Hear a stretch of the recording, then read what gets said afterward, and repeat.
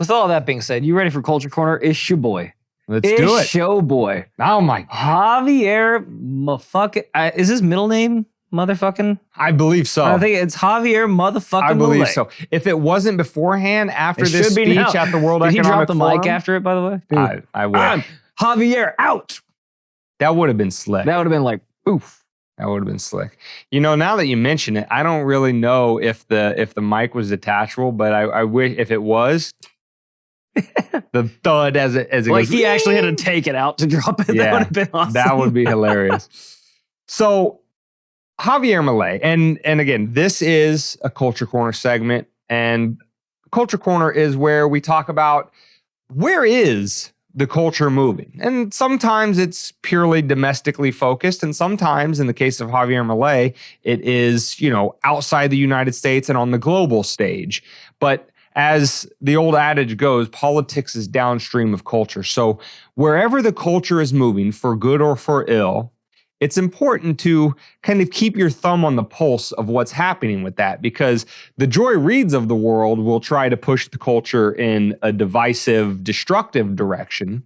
But the Javier Mileis of the world will try to push the culture in more of a freedom-oriented, peace-oriented, individual personal autonomy. Every human being is a unique soul worthy of dignity and respect, regardless of what our betters at unelected bureaucracies like the World Economic Forum think about us. And so it's important to not only downplay or destroy the bad cultural movers, as it is important to uphold the good cultural movers like Javier Milei. And that's exactly what he did this past week in delivering remarks to the World Economic Forum. There's a fun little litmus test you can do with that too. The people that are usually the bad actors, how do the media portray them? The bad actors? They're usually like politicians. They're doing the right good. They're fighting for freedoms. They're doing... Oh yeah, if they're the bad actors, they're the heart and soul of our democracy. You're told that they're the... Javier, how do they paint him in the media, by the way? Well, they first of all say that he's the Trump of Argentina, despite the fact that, in 2 weeks, Javier Milei accomplished what Trump didn't even try in 4 years. Trump, huh? Yeah. When you hear a politician speaking like that, which we're about to find out, to a group of people that clearly don't see themselves as the same as us.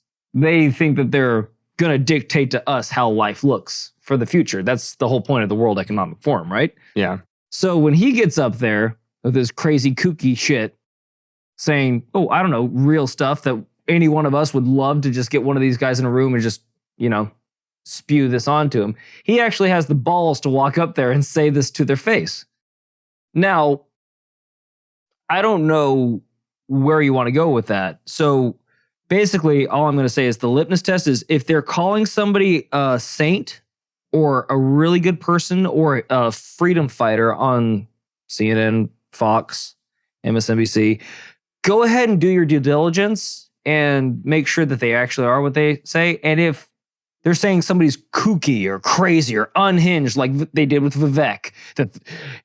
Who is the guy on CNN that I was shaking because he's only 37 and if this is indicative of what it's going to look like. Yeah, I'll think of it. It's the dude with the bald dude with the glasses. Yeah, he's a real cool guy. Anyway, basically, if the media doesn't like you, you're probably saying the right things, and they just don't want to hear it. That's my point. Absolutely. So what I'm going to do is, these are some excerpts from his speech. And if you read it, we're going to post it on the show notes page so you can read it yourself. It's probably about, if you sit down and just read it straight through, it's probably a 2 to 3 minute read. 5 for some of us. It's going to come out a little bit longer in podcast form. So, but all of it's so good. I couldn't just go through and just pick out like, I want to read this paragraph or that paragraph. So I'm just going to read it through. We may not get all the way through it start to finish, but as I go through, David, if there's anything he says and you just want to pause and riff on that thing right there, we'll just pause there and talk about it before we continue. I'll try to keep kind as of break it up a little possible. bit. Right. No. You don't have to. It's just we can break it up a little bit so it's not just like me reading for 3 straight minutes. You know what I'm saying? Filibustering, so to speak. Yeah.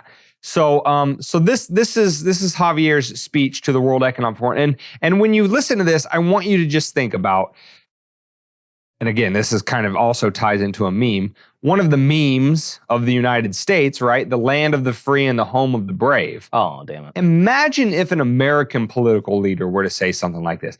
Listen, I love that Javier Milei did it. And Argentina isn't exactly like a backwater third world country. Like it's an important country, especially within South America. So it's important that the leader of a country like that is saying this. But imagine if an American leader was saying this, of the If they had the allegedly balls. lone world superpower, unless you want to also count China. That would be massive. But we'll take what we can get. We're glad that Javier Milei is out there fighting the good fight. So he starts with this, quote, "Today I'm here to tell you that the Western world is in danger, and it is endangered because those who are supposed to defend the values of the West are co-opted by a vision of the world that inexorably leads to socialism and thereby to poverty. Unfortunately, in recent decades, motivated by some well-meaning individuals willing to help others, and others motivated by the wish to belong to a privileged caste, the main leaders of the Western world have abandoned the model of freedom for different versions of what we call collectivism. We're here to tell you that collectivist experiments are never the solution to the problems that afflict the citizens of the world. Rather, they are the root cause. Given the dismal failure of collectivist models and the undeniable advances in the free world, socialists were forced to change their agenda. They left behind the class struggle based on the economic system and replaced this with other supposed social conflicts, which are just as harmful to life as a community and to economic growth. The first of these new battles was the ridiculous and unnatural fight between man and woman. All that this radical feminism agenda has led to is greater state intervention to hinder the economic progress, giving jobs to bureaucrats who have not contributed anything to society. Examples: ministries of women or international organizations devoted to promoting this agenda. So let's pause right there just for a second. So what's he talking about there? This unnatural fight between men and women, which has been put up by these socialist collectivists who, in the past, again, if you've read your Marx, it's all about, right, the proletariat versus the bourgeoisie, right? The working men of the world unite. He created a class warfare, or at least that's what he tried to do, create a class warfare, because if a country or a population or a culture is divided amongst itself, then it can, create the environment to bring down the elites of that society, which Marx saw as the capitalists, which were the evil people. So having failed in Russia, in Cuba, in Venezuela, in every single country it's ever been tried, the collectivists needed to shift, and they needed to create division elsewhere, not purely in economic forms. And so now where do they create those divisions? They create it between man and woman. They create it between young and old. They still do create it between rich and poor. They create it through between races. They create it through all kinds of fault lines that they create in society. And one example that he points out to is the gender struggle that came out of feminism. Now, why would bureaucrats and state interventionists benefit from that? Well, if you can take a situation where you have one person that's able to earn for the entire household, you now only have one salary that you can tax. You have one person that you can control financially. But if you destroy the value of the dollar and then you tell young girls that it's much more important that they go out and push papers for the next 50 years than it is that they create a happy, healthy family with their husband and they raise strong children that are capable of taking care of themselves, now you have two income earners. You have two people to tax. And you also have the extra added benefit of breaking up the family, because the most stable, solid structure in a society, the foundation for a society, for a culture, for a country, is the family unit. But if you have divorces run rampant and you have single parent households, guess who's watching the kids? Not the parents, the state is. First through elementary school all the way up, and then through media and through entertainment, et cetera, et cetera. All the way down the line, you look at it. This false division between men and women Well, there you go. has been the creation of, as Milei says, as he correctly points out, the collectivists, because if you aren't in control of your own destiny, they are. And that's exactly what they've always wanted. Well, I just wanted to tack on too. And the feminism that they're espousing isn't actual feminism. If you speak to a hardline feminist, they never say that women and men are equal. They say they're equal but different. They respect the differences of the man. They respect the differences of the woman.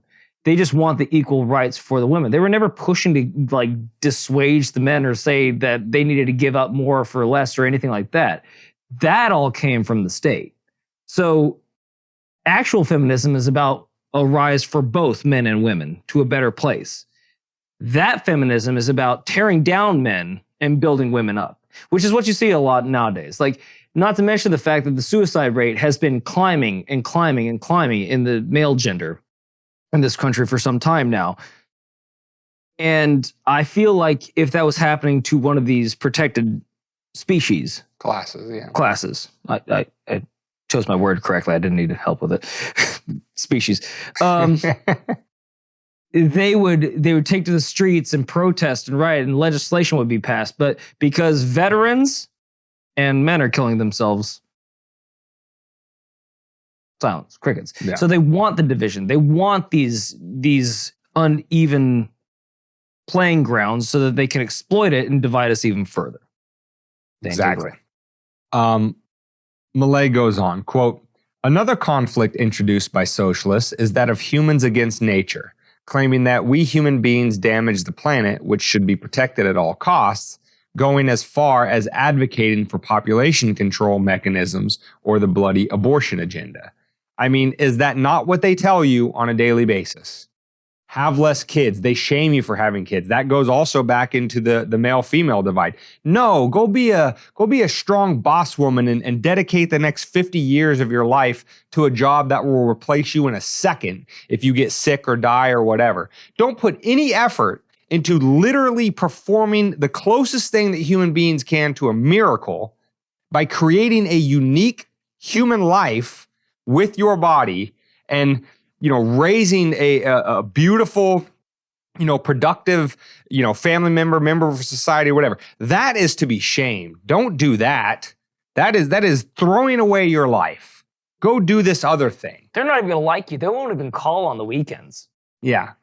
That whole narrative, that is exactly what he's pointing out. And they have been telling you that this is what they're about for decades. And yet nobody, at least on this level of stage, has been willing to say it. There's been people like us all along the time objecting to that and saying that for all this time, but we don't get invited to the World Economic Forum, and we sure as hell ain't the president of a country. So good on him. Back to the speech. He says, quote, "Unfortunately, these harmful ideas have taken a strong hold in our society." He's talking about culture.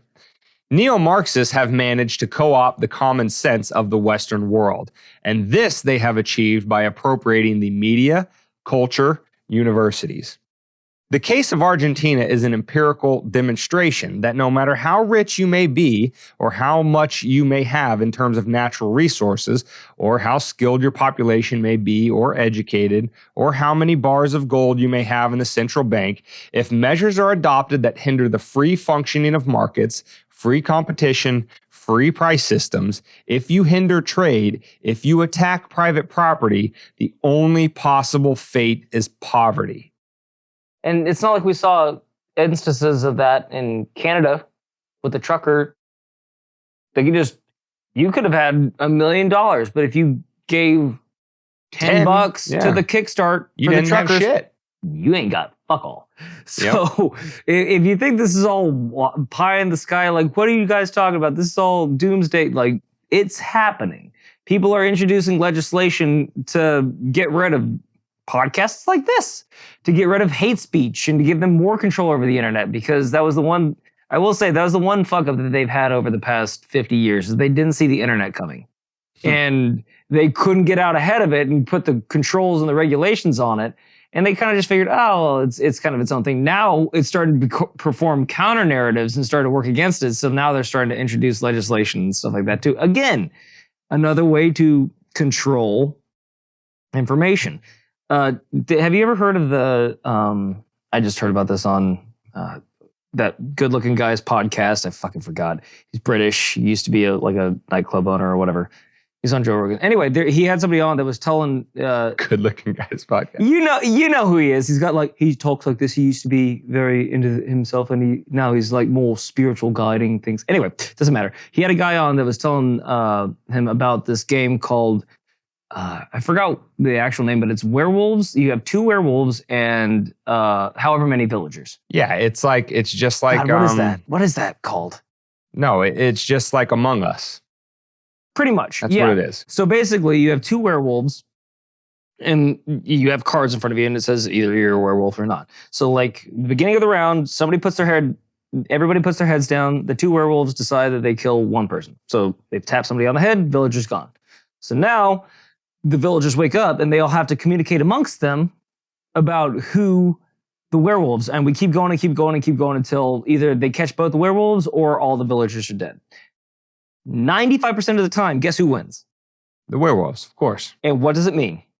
It means if you have an information imbalance, if you have, better information than everybody else, you can manipulate everybody else to get to do exactly what you want them to do. An informed minority can control an uninformed majority. Yeah.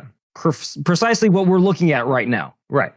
So all these things are very, again, it's not, I don't know. It just seems so plain as day to me. Well, and that's their playbook is right in front of us right now. Like last week, we talked about us breathing as a problem for them. Yeah. So, Jesus. And I mean, exactly what you pointed out there. That is what this podcast, what the sane space is about. That's why it's called Weapons of Meme Destruction, because you need to have the weapons to destroy the memes that are constantly put in front of you on a daily basis, because those memes are the werewolves manipulating you and your brothers and sisters and, your friends, your coworkers, your acquaintances. They are manipulating you because they have access to better information, or at least they think they do. There are those of us out there that are dissenters that are bringing you the countervailing points that actually destroy whatever their narrative is. There's your weapons of meme destruction. And you then go forth and take that out into the world, into your own little circles. Maybe it's with your family. Maybe it's with a group of friends having some beers. Maybe it's, at a party with coworkers. And that's another thing. Another meme is like you're never supposed to talk about religion and politics. How often does it come up? But it always comes up. It always comes up. But what I'm saying is the reason why that's a meme, twofold. It's just a lazy cop-out because people don't want to have, or they're not capable of having difficult discussions, so they just they don't want to even broach the subject. Yeah. But B, it's also the fact that they don't want you having difficult conversations.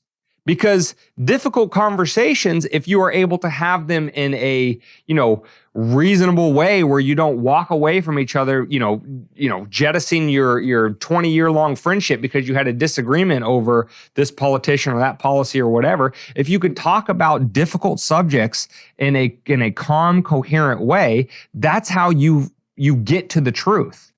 You don't get it by turning on Joy Reid and just listening to whatever she's regurgitating from the people above her that are telling her what to say and do. And all we need is the last 60 years of, when was CNN formed? That was 1991, right? So, I don't know. So like the last 30 years. How much better has life gotten in the last 30 years?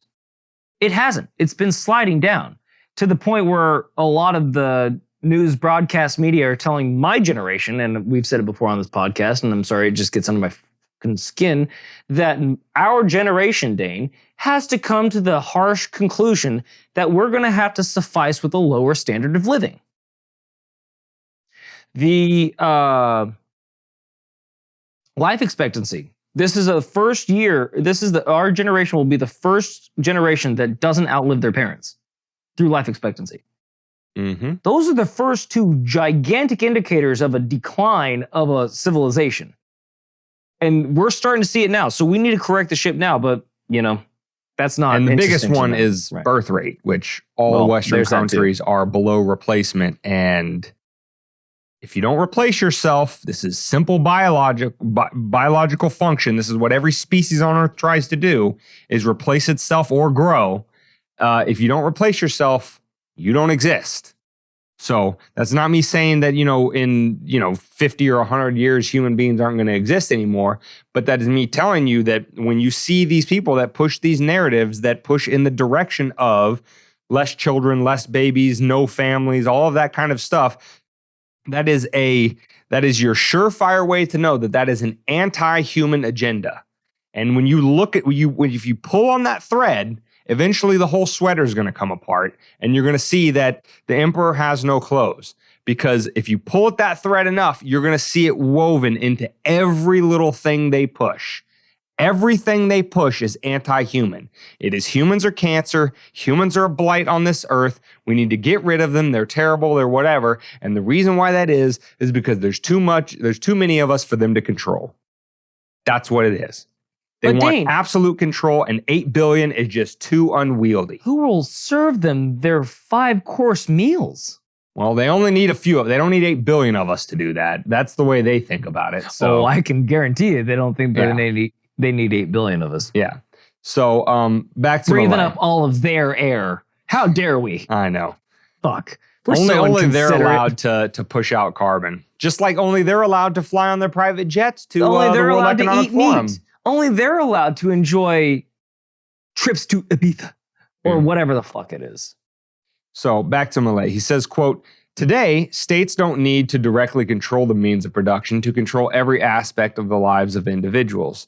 With tools such as printing money, debt, subsidies, controlling the interest rate, price controls, and regulations to correct so-called market failures, they can control the lives and fates of millions of individuals.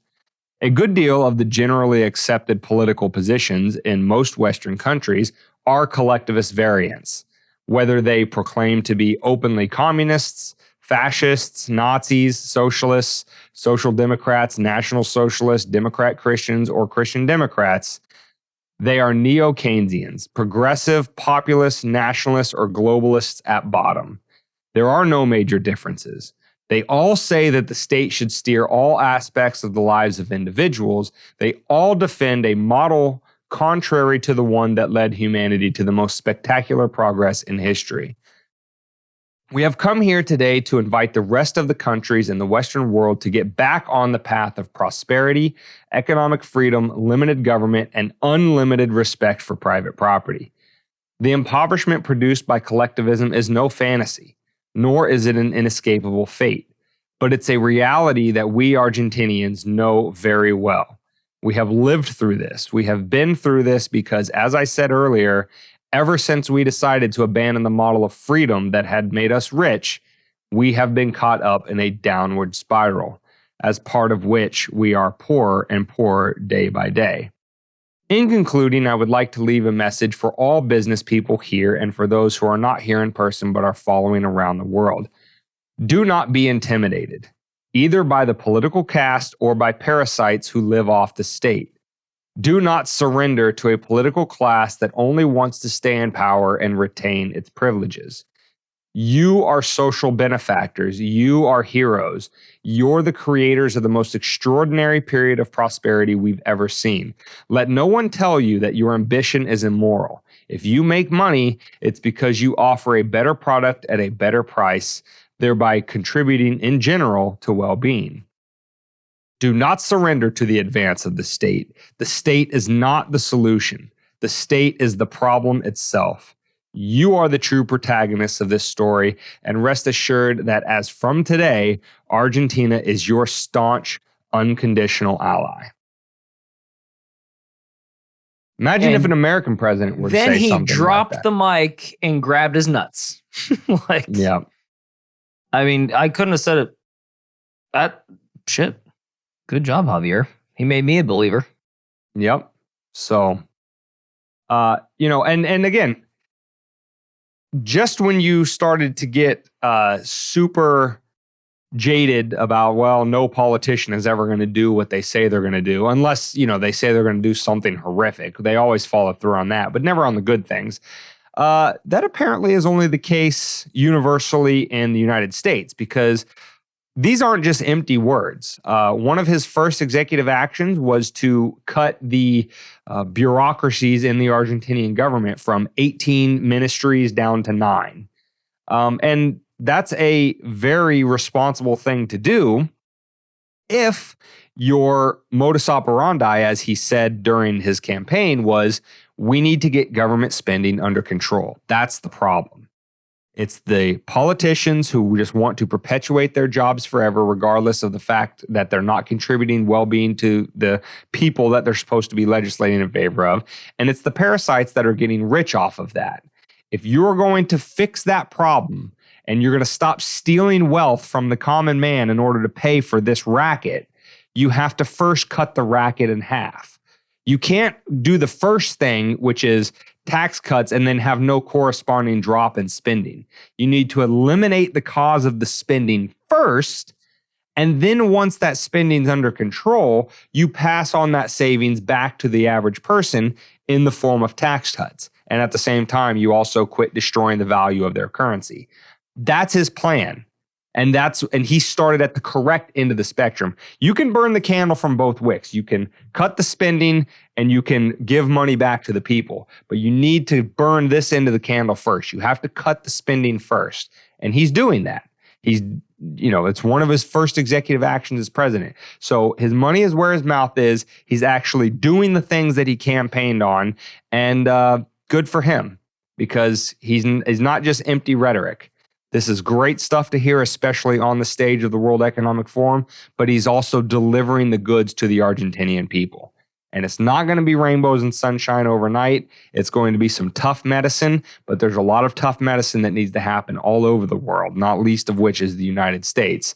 And Javier Milei and Argentina are just being the light for the world to show that it can be done if you have the political will and the resolve to do it. So good for him.